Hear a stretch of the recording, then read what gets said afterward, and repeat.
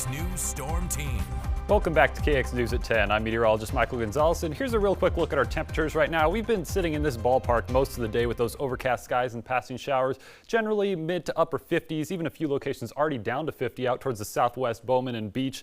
But more importantly, let's get to the radar. Kind of what's going on is we're watching this low pressure system begin to drift into our neck of the woods off to our south. Right now we have rain showers already beginning to become a little more steady from Minot over towards Dickinson. It's been a little bit more on the steady side in this region, and some end-on stations, in fact, have recorded between a quarter and a half inch already. And of course, we expect those amounts to tick up as the rain bands continue to track over this area.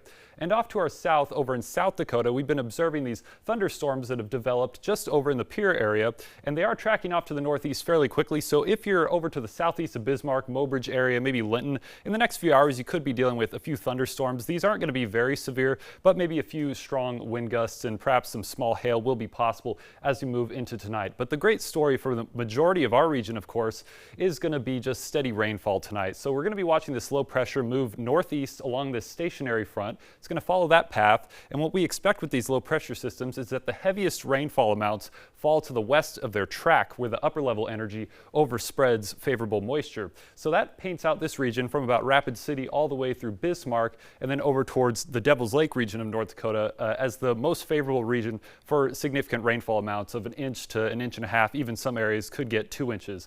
So across much of central North Dakota, it'll be a very damp evening. It'll clear up quickly tomorrow, as we'll see on Precision Cast. Starting about this time right now, we're having these northeasterly winds come down out of the Canada region ahead of this low pressure system, and it will move over the next couple hours just to the northeast, and the heaviest rain area should be around south central North Dakota, approximately based on Precision Cast here in the next couple of hours. Don't expect things to line up exactly like this, but expect some moderate to heavy rain and northerly winds in the next few hours if you're in south central North Dakota. Pushing a little bit ahead towards 4 a.m. The rain should overspread a little bit further towards Minot, at least the heavier rain bands. It's already raining up that way right now, and by the time we get into the morning hours, say 8 a.m., things will really start to come to a close across much of the Highway 83 corridor, and especially over towards Dickinson and Williston. You're generally going to be left out a little bit of the heaviest rain, and by about 12 p.m. the steady rain will come to an end, and in its wake will be some pretty brisk northwesterly winds. It is looking like it'll be a bit of a breezy and chilly Sunday morning for many of us.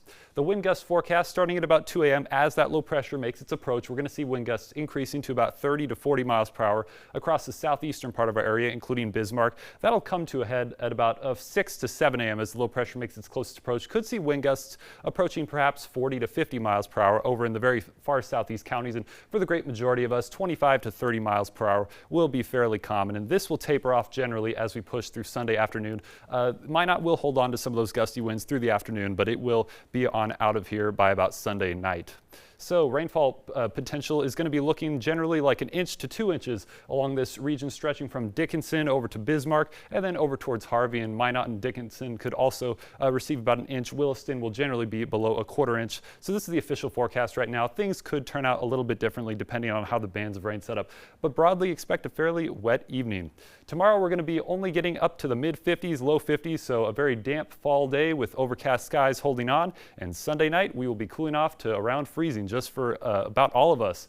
Could see a freeze really anywhere. And as we look ahead at Williston's next 5 days, we'll be seeing those rain chances come on down and warming up to 70s by about Wednesday. Similar for Dickinson, where we are going to be warming up to about 72 by Wednesday, and Minot just about the same, clearing out here pretty quickly and then warming up into those mid 60s by the time we get to next week, and Bismarck just about the same. The rain will come to an end. We'll be at about 70 degrees perhaps there by Wednesday. Tyler? All right, thanks, Michael. There's that fall weather I'm asking for. I appreciate it. Coming up next in sports, North Dakota's top basketball